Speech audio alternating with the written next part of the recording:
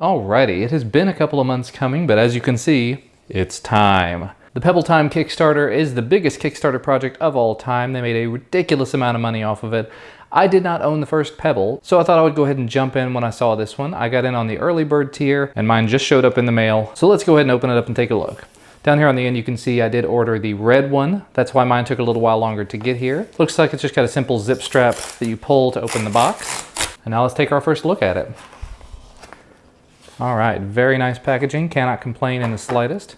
Comes with a quick start guide, safety and warranty information. We've got the watch here, which we'll take a look at in just a moment, and then their proprietary charging cable. It's flat, tangleless cable, and it appears to be of a pretty decent length. I would say about 3 feet. And as you can see here, it does have this little magnetic clasp on it so that you can charge the device. Those pins should fit quite nicely right here into the back of it. And I would assume it's supposed to line up with the names and everything just like that. That's very easy to put together. So let's go ahead and take a quick look around the device. We'll go ahead and take this front-facing plastic off, and there you have it. We have the red silicone band. It says Pebble in a couple of places.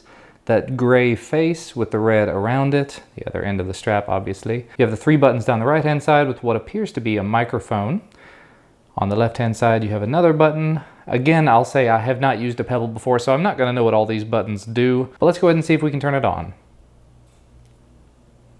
Oh, that was quick. So it says take your phone and go to getpebble.com/app, and it's got the specific Pebble time on there. Don't know if that's going to be a problem to actually show that or not. And we're back here just a few seconds later. I've gone ahead on the LG G4 and gone to getpebble.com/app. It says hello Pebbler, it's time to be awesome.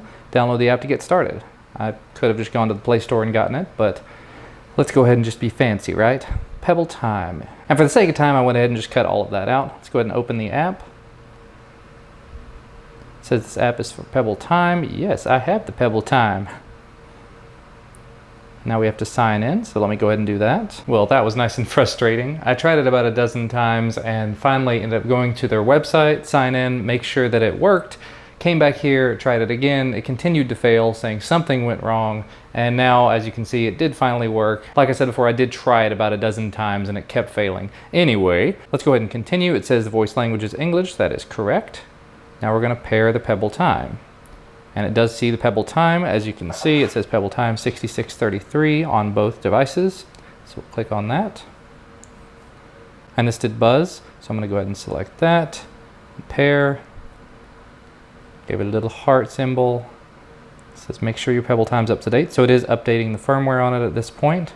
And while this is going on, I will say so far the screen is very easy to see. Of course, it'll be a little easier to tell once it's actually in the usable state. And again, while we're waiting for it to finish, let's look at the quick start guide here a little bit.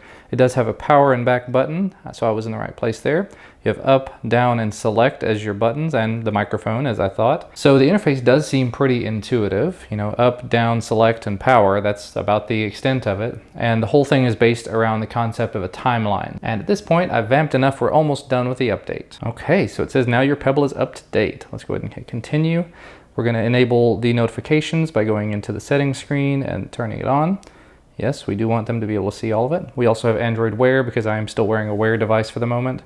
We can now choose a watch face. Decent amount of options available there. I normally tend to go for one with a digital readout and the date, so that appears to be a good first place to start. All right, and that very quickly happened. It says you can add new watch faces and watch apps through our store. Additional configuration can be done in My Pebble. All done. So here are the watch faces we have.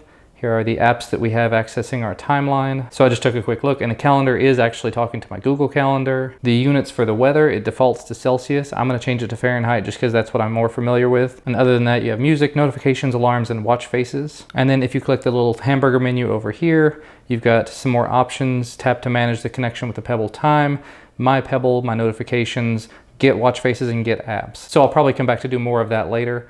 Let's just take a quick look at the Pebble now and see a little bit of what it does whenever we start using it. So I'll hit select. There we go. We're in settings and music, notifications, alarms, watch faces. All right, we'll hit the back button and we should be back at our timeline. All right, so there's meetings and stuff that's coming up. And yeah, the interface seems pretty nice. Okay, so going up does go back in time. Going down goes forward in time. That is definitely pretty intuitive.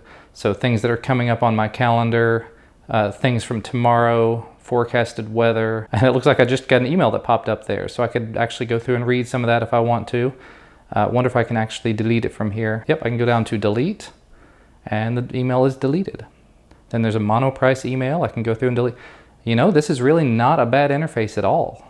So anyway, I'm gonna be using this as my primary device for a little while. I've been on the Sony Smartwatch 3 for a few weeks, but now it's time to try something different. So if there's anything in particular you would like to see about this, definitely let me know down in the comment section below. I definitely love this red color. So far, I've mainly been using black watches. I finally went to a white watch whenever I started using the Sony Smartwatch 3, and now I figured red will go a little bit off the wall with it and try something new. And just so you can see it there you have it. You do have both of these watches sitting side by side. Obviously not gonna be wearing it this way all the time or anything. Just wanted to give you sort of the side by side. The screen is definitely quite a bit smaller than on the Android Wear devices. Got an awfully large bezel, but I'm liking the way that it looks. I'm liking the way that it feels. It does still have a little bit of a toy feel to it. I know a lot of people said about the original Pebble, but it does feel very solid. I would assume if you don't want it to feel like a toy, you'd have to go for the Pebble Time Steel or the Pebble Steel, the original one. Like I said, if there's anything you'd like to know about it, let me know down in the comment section below. I'll be doing a full review of this after having used it for a week or two, let you know about battery life and about apps and watch faces and everything. But thanks so much to you guys for watching. Remember to leave a thumbs up down below the video if you like this video, subscribe to receive more videos when they become available, and I will see you again next time.